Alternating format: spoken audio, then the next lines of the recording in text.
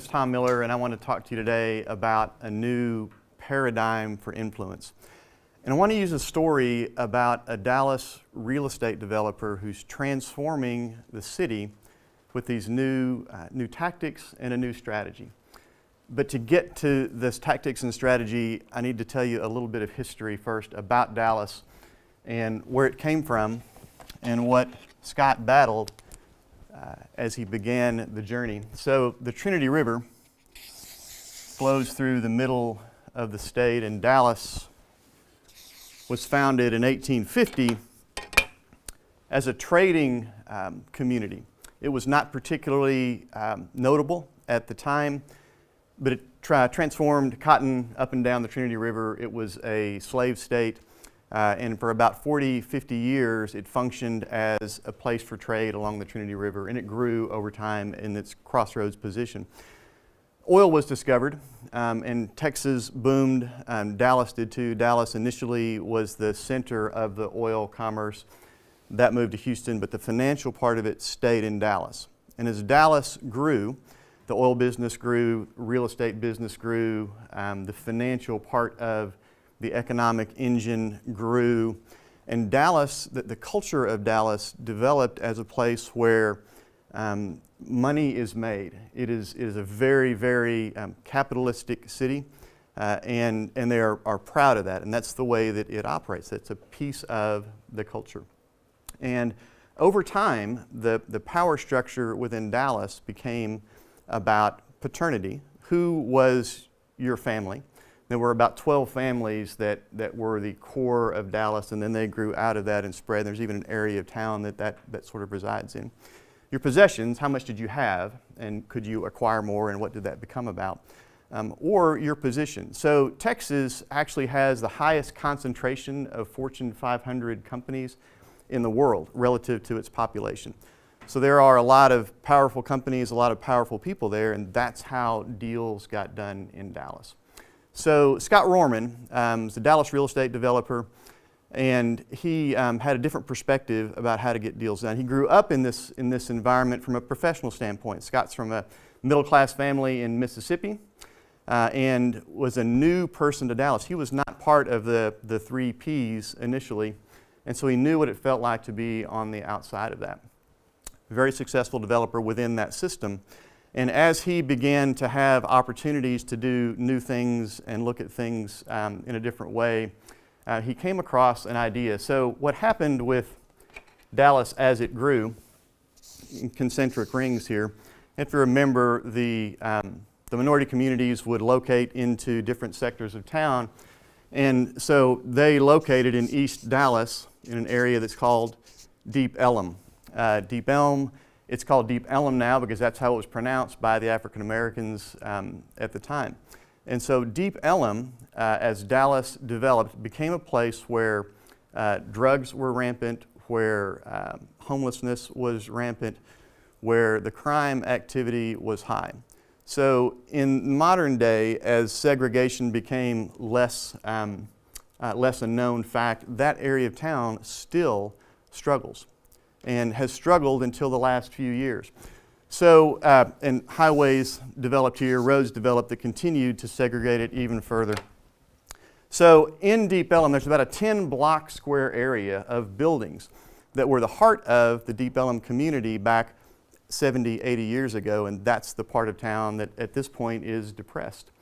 So building costs are very low, cost of real estate is going high everywhere else. A developer looks at that and says, supply and demand, I think I can go to that place and acquire buildings, but what are they worth? Scott had an opportunity to buy about a third of the buildings that were available in Deep Ellum. So over time, he acquired those properties. And the unique thing about it is Scott he could have operated in that position power scenario and gone into the homeless community, gone into the art community, gone into the people that were in some way squatting in that community and kicked them out. He had the legal right to do that. In some ways, that was the pattern. That was what real estate, how things had happened in Dallas before.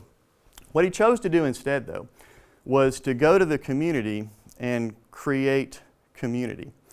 He had a business goal. His goal was not, he's not an NGO. His goal was to make money. He had investors and a fiduciary responsibility to turn that project into something that was very, very profitable.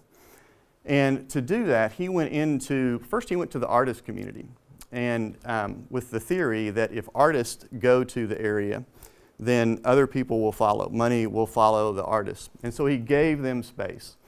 He let them go to spaces that they were using anyway. Nobody was going to go in and rent those spaces at this time, so he gave them the space, and he actually painted it for them, and he put better lights up.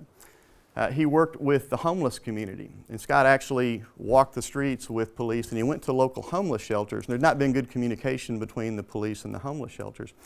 And Scott worked with the cops in that area to, instead of pushing the homeless out of the area, actually working with the shelters so that there were people that could walk these homeless folks to the shelters and get them help they need. Or if there were further situations that needed hospitalizations, he'd help them with that too. So he improved communication, he put lighting up, and he began to make it feel safe for the community that was already there.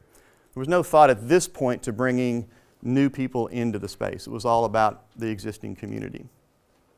The other thing Scott did was work with the graffiti artists, and he actually had a lot of fun with this. So this was a place where graffiti was rampant, and some of it was not particularly pleasant, and some of it actually was quite artistic. So graffiti artists had found this place vacant, low light, and so they were, the cops weren't really caring, so they were just going crazy with this. And Scott said, well, you know what?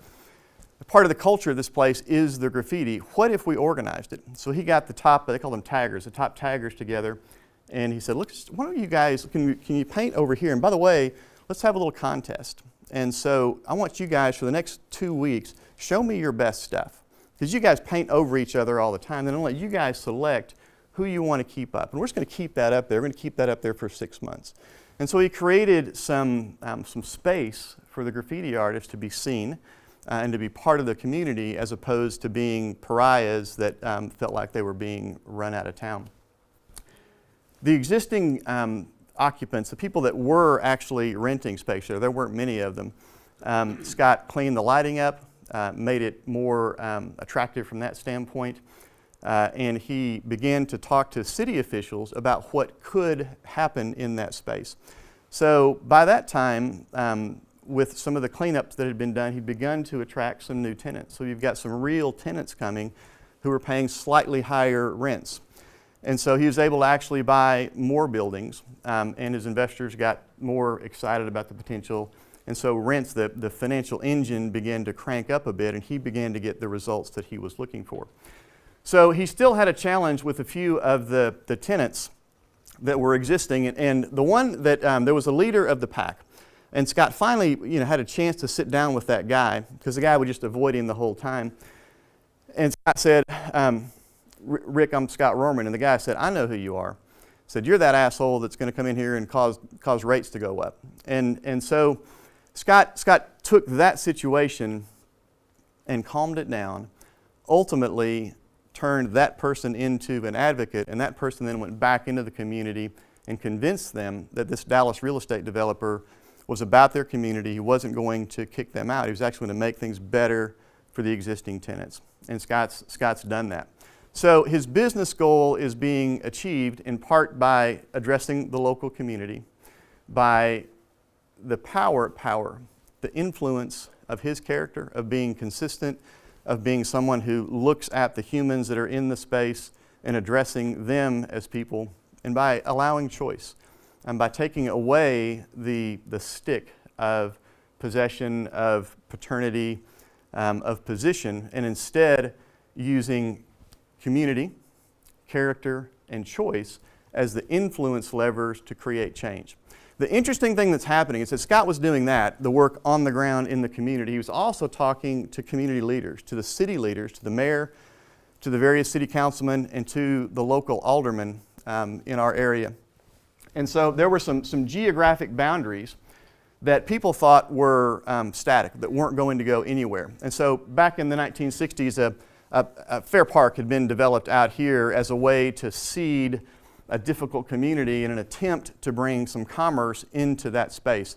It was marginally successful. So as they began to look at, as a team, as a community leading team, what could happen, they're now talking about destroying an elevated 6-lane highway, moving that out of the way. They're talking about changing a highway that runs east-west.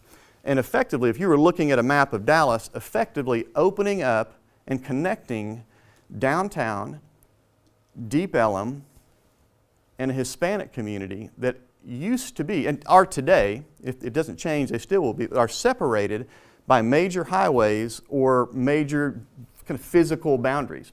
And if those all go away, Dallas itself will become more pedestrian-oriented, will become easily accessible to anybody in the community. One part of the community can access another part of the community, and the richness of the community will be deepened and broadened, all by a for-profit real estate developer who simply used different tactics. He drew down traditional power plays and instead looked at people in their space, saw them as humans, and helped their lives be better. And so the story is still unfolding. In the next year or two, I should be able to come back and tell you what's happening, but it's really exciting watching it and seeing what's happening. We're very hopeful that Dallas will be a much more pleasant city to live in, to visit, to do business in, and to be proud to be from. Thank you very much.